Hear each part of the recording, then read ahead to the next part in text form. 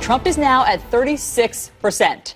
This is his all-time high. It is 20 points above his closest competition, and that is now Senator Ted Cruz, while Dr. Ben Carson has slipped to third at 14%.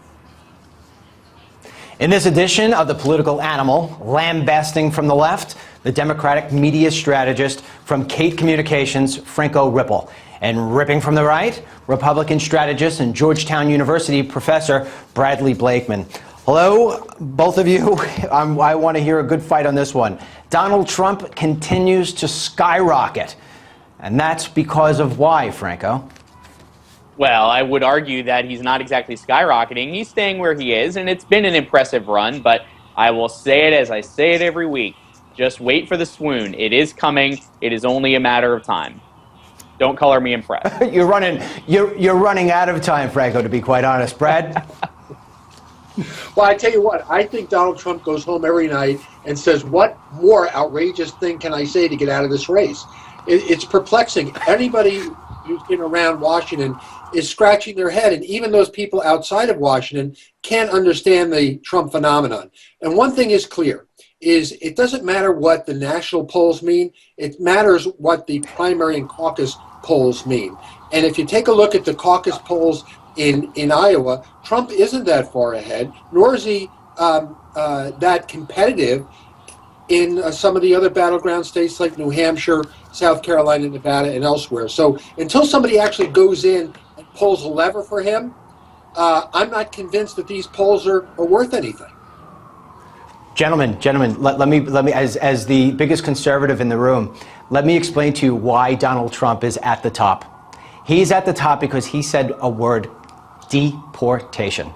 If any other candidate, like Ted Cruz, was to say the word, I'm going to deport all the illegal aliens, you would see Senator Ted Cruz come up like this with Donald Trump. Franco, do you agree?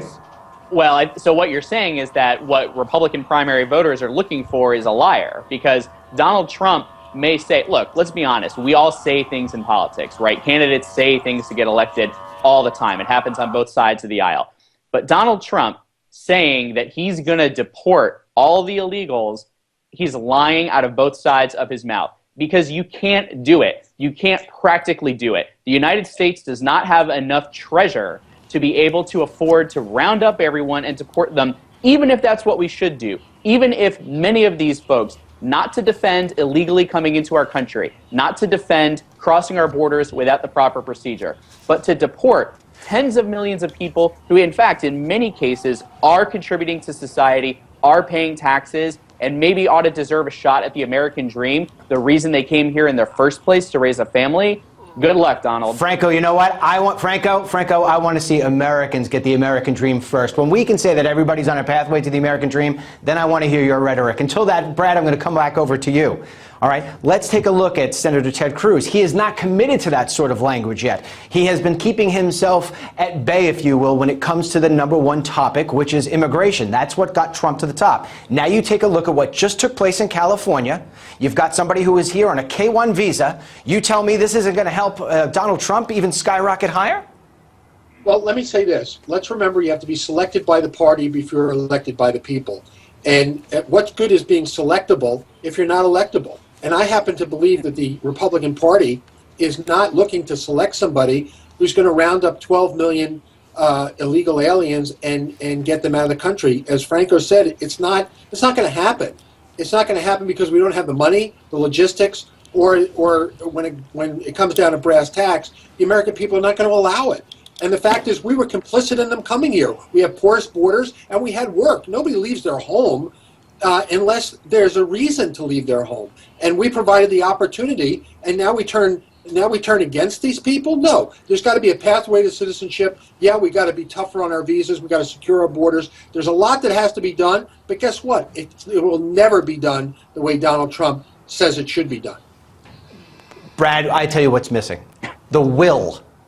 the will to secure our borders and the will to deport people and to follow the laws that are on the books. That's what's missing. And what people are chiming into is they're chiming into Donald Trump saying that he will actually defend the laws. That's what people want. When I hear you say that the Republican Party doesn't want to elect Donald Trump, this is not about the Republican Party. This is about we the people. And the people have kept Donald Trump at the top of the polls for 6 months. Dennis, hang on a second here, okay? It's not so simple, my friend. You can't just say we're going to close he's the only one committed to closing the borders. How are you going to do it? Where are you going to find the money? What other federal programs are you going to shut down? And don't say the Department of Education. Don't say the Department of Energy. Don't say the don't say infrastructure. Republicans, for the first time in decades, just passed a comprehensive transportation bill that's going to rebuild our crumbling infrastructure. Are you going to gut that so that we can deport the illegals? What would you cut?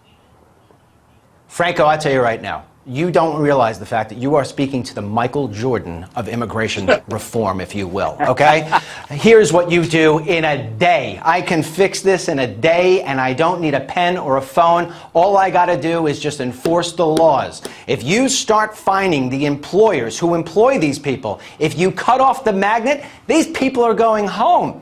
Romney was on to something in that whole self-deportation mode that he was telling everybody about. But he just didn't know how to sell it the right way. Donald Trump knows how to sell it the right way. Whether he can implement it or not, well, no, he doesn't, because you know what? What does everyone love about what Donald Trump said? Not everyone. What do radical right-wingers love about Donald Trump talking about immigration? Listen, that he's going to build a wall. Wait, Franco, there's nothing more I want to do. Franco, I want to give you that answer, but there's nothing more that I'd hate to do than cut to a commercial. That's what we have to do. So that's a wrap for today's Political Animal. When the hardline continues, Ed speaks with the Washington Post bureau chief from Beirut, going further into depth on her story covering the Iraqi belief that the United States is actively aiding ISIS.